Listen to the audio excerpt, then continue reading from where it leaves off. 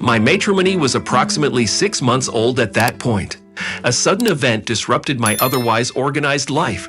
My spouse compelled me to tend to my father-in-law, who had become immobilized due to an accident.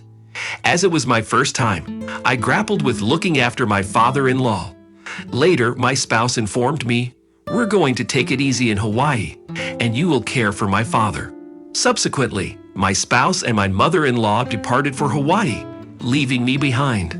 Little did they realize the repercussions of their decision. I go by the name Mary, and I am 30 years old. I have always had a passion for cooking, so after completing college, I joined a prominent restaurant chain. Presently, I am responsible for creating new products in the planning department.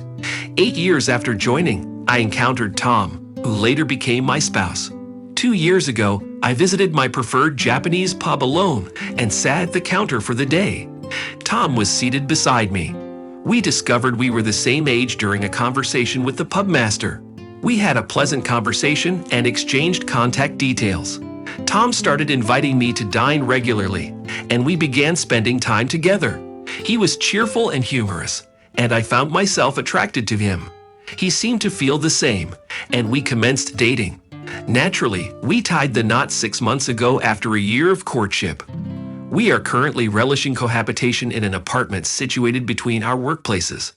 Occasionally, I take shortcuts with household chores, because both of us have jobs, but Tom always smiles and says, "You don't need to be flawless at housework. I'm just happy being with you. I wish I had time to prepare dinner as well, but I'm content just having dinner with the person I love." I agree. "Thank you," I said. Tom is always so courteous. "Only for you. I like to treat the people I care about kindly. I'm so delighted to be your spouse." "Me too. I'm truly happy to have a wife like you."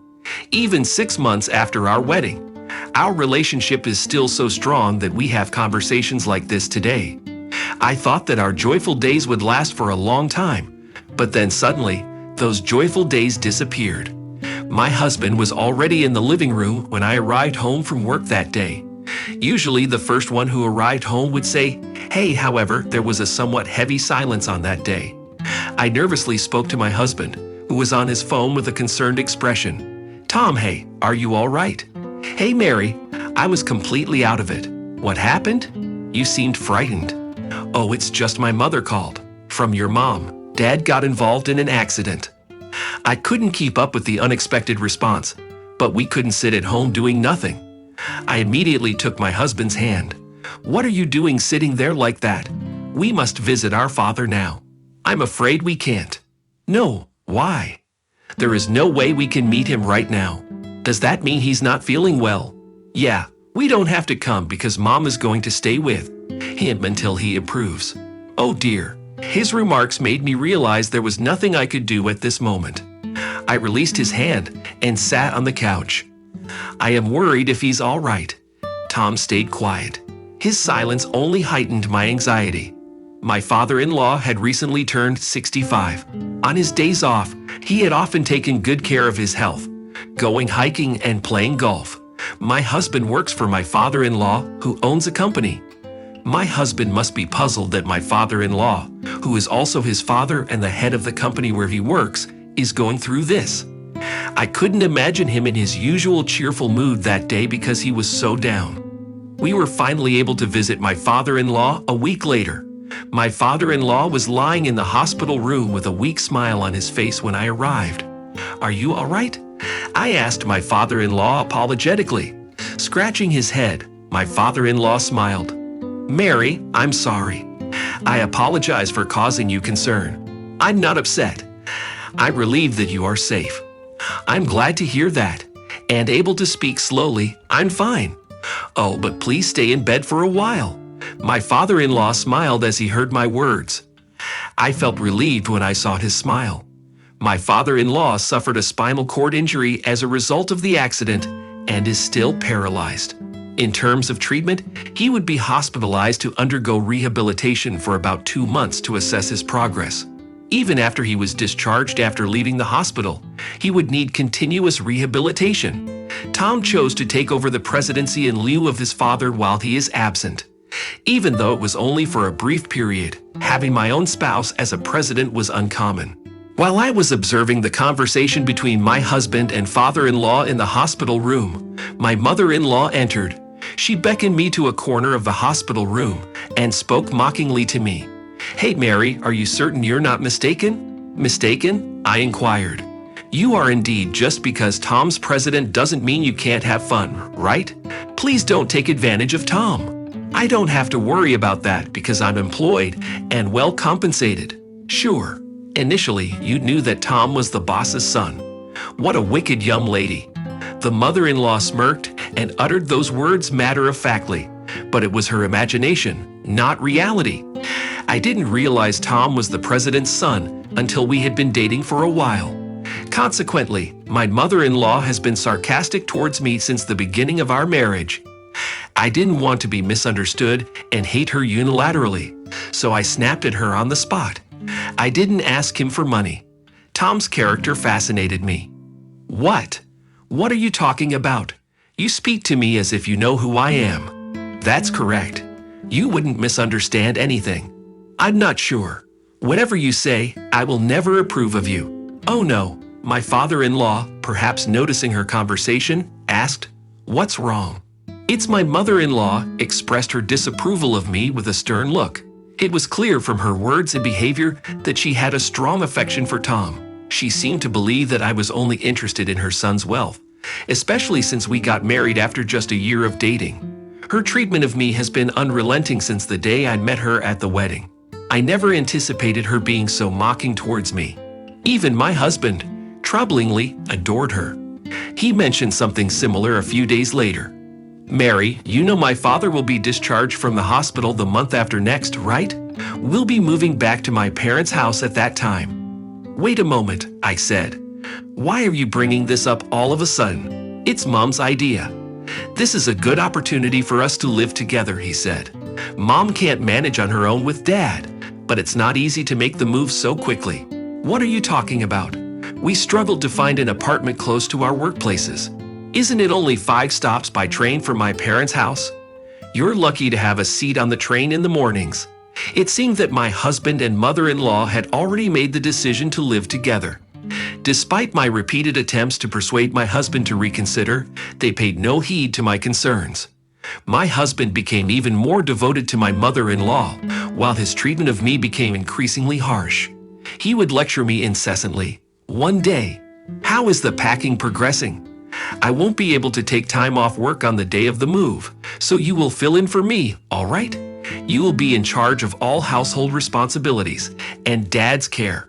Please don't let my mother suffer." Even before the move, I was mentally overwhelmed by such comments. The company was in the midst of a busy season, and I was juggling work and moving preparations. I was physically and mentally exhausted. 2 months later, the move was completed successfully, and my father-in-law was released from the hospital. I hardly had time to breathe, but I started a new job as a caregiver for my father-in-law. I woke up at 4 a.m. to prepare breakfast and do laundry. After that, I went to attend to my father-in-law to give him a morning massage and change his clothes. I had to finish breakfast before my husband and mother-in-law did, and once I was done, I helped my father-in-law with his meals. I finally left for work after everyone had finished their breakfast. Despite all of my caregiving and housework, my mother-in-law was not pleased. She would always try to prevent me from going to work in the morning. "Mary, do you have a moment?" I apologized to my mother-in-law. "I have to leave right now." "What are you talking about?" "I'd like to make a complaint about your breakfast. That's why I am speaking to you. When I get back, I'll get in touch with you. Now, I'm leaving. Don't argue with me. Just sit there." "No, come on. Take a seat." My headache began with the shouting of my mother-in-law caused me to experience heart palpitations and headaches whenever my husband or mother-in-law gave me an unreasonable lecture. However, responding to them was not helpful. The most efficient way to finish tasks was to stay quiet. Because of my mother-in-law's lectures, I was always just barely on time for work. My colleagues were worried about my lateness because I had never been late before. 3 months had gone by since my father-in-law was discharged from the hospital. I didn't have time to relax because I was so busy. I had to prepare dinner as soon as I got home from work. My husband criticized the dishes I had quickly prepared in the limited time available. "What's the matter, Mary? I come home exhausted and you want to have fish? Are you sure?" "I'm sorry. I had to leave the kitchen to take care of my father-in-law, so I made boiled fish. You should make something that will boost my energy." "I'm not interested in boiled fish." My husband took out a cup of noodles and started to fill it with hot water. As he observed me fall silent, my mother-in-law grinned. Feeling down, I went to my father-in-law and helped him get ready for the evening. Then, perhaps noticing my predicament, he asked with concern, "Mary, you're looking a bit pale. Are you okay?" "I'm fine. I've been a little preoccupied with work." "Is that it?" "I've been hearing a lot of shouting from my wife and Tom lately. It's entirely my fault. I'm not particularly skilled in many areas." "I don't believe you resemble that. I made an effort not to concern my father-in-law by grinning and deceiving. That's what I could do to maintain my spirits. The reality was that I'd always desired to escape from there. But what if I departed now? What would occur to my father-in-law? I couldn't simply discard it all. After reflecting on it, I had time off from work at the conclusion of the year, but that didn't prevent me from doing housekeeping. My spouse made an extravagant declaration on New Year's Eve. "My mother and I are presently en route to Hawaii." "What? Hawaii?" I spent a lengthy period deliberating it with my mother. "We've been preparing it for quite a while." "Hold on. Ponder the circumstance your father is in. He is okay with you being here. You're also off work, so you should take action." There was a triumphant expression on their countenances. My spouse and mother-in-law displayed their sizable carry-on cases. They must have found my confusion entertaining because they endeavored not to chuckle. On the first day of the trip, as they were departing the house, my spouse simply said, "Well, you're going to look after my father. We're going to Hawaii to relax. We'll be unwinding in Hawaii, so you'll have to manage on your own." My spouse and mother-in-law both chuckled as they closed the front door. Something inside of me snapped at that precise moment. "Look after him? What are you talking about? Why do I have to handle everything by myself? As a step-family member, I can't endure it any longer. I'm divorcing him when they come back." A detonation occurred in my mind, and I made a decision to dedicate myself to looking after my father-in-law until they came back. I had already been considering ending my marriage, and I chose to take no action and abandon the household chores. The following day, I prepared breakfast for my father-in-law as usual and went to his room with a towel to assist him with changing his clothes. As I did so, my father-in-law approached me with a smile. "Mary, best wishes for the new year." "Dad, I wish you a happy new year. What happened to Tom and my wife last night? They seem to be in some sort of trouble." "They went to Hawaii." "What? Hawaii?" My father-in-law let out a deep sigh and looked doubtful. "Oh, Dad, let's get this party started, shall we?" "Mary, I apologize for everything." "Wait a second. What are your thoughts?" "I've been able to get out of my bed on my own for a few days now. I've been waiting for the right moment, but I never imagined they'd get it just right." "What exactly do you mean?" My father-in-law then smiled and began to speak slowly. "I wanted to do something about the fact that you were the only one being pushed around. I asked my mother-in-law and husband to run errands for me, but they ignored me completely. Furthermore, the company's executive director contacted me and reported that my husband, the company's acting president, was doing whatever he pleased. This trip, too, must have been funded by the company. So I contacted a company representative and asked him to monitor my spouse's conduct. Subsequently, his indolence at the workplace was uncovered, and everyone was enraged. My father-in-law was set to resume his position as president of the company after the new year, and my spouse was supposed to return to being a staff member, but opted to dismiss him. The residence is also under the ownership of my father-in-law. While they were absent, we altered the locks and devised a plan to prevent their entry upon their return.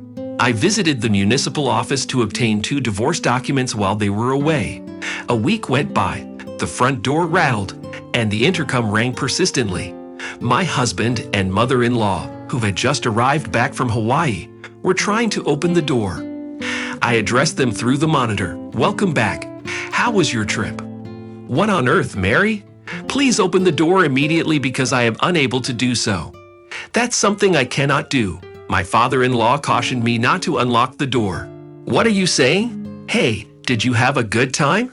The trip was funded by the company. How did you find out about that?" "I don't know," my spouse's expression conveyed. I couldn't help but chuckle as I observed their reactions on the monitor. My father-in-law, who was eavesdropping on the conversation, interjected from the side. "Oh, so you really misappropriated my company's money, son?" No, sir. No. Nothing was done by me." "Stop with the denials. You've been terminated, you incompetent individual. Gather your belongings and vacate my office immediately." Via the monitor, my husband started to lament with tears in his eyes. "Mary, you won't depart from me, will you?" I retorted at him as he grasped at me. "What are you talking about? Do you know how I felt from the time you chose to live as parents without my consent until today?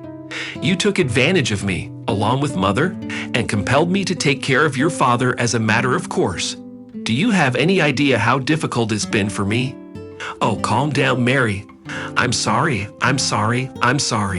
Your apology is worthless. When you left on your trip, I realized it's futile to continue the family with you. I'll live on my own. I don't want a ... like you." At my words, my husband retreated, bewildered. My mother-in-law rushed to support him. The scene was that of a pained mother and son. After that, my father-in-law opened the front door and confronted them with the divorce papers I had received. I had them complete the divorce papers right then and there, and I ejected them and locked the door. My husband and mother-in-law begged repeatedly, "Open this door," but my father-in-law never responded to their pleas. I have not seen them since. Rumor has it that they are both jobless and cannot afford to rent a room, so they are sleeping in a comic book cafe and working day jobs. It must be a world of difference from the life they had been leading. Well, the retribution is well worth it for them. After the divorce, my father-in-law said to me, "I'm going to hire a housekeeper from now on. You are at liberty to leave." I believed him and relocated to a location close to my job. Currently, I am leading a cozy and satisfying existence. I am unable to express enough gratitude to my father-in-law for rescuing me, and I am committed to compensating him in any possible manner.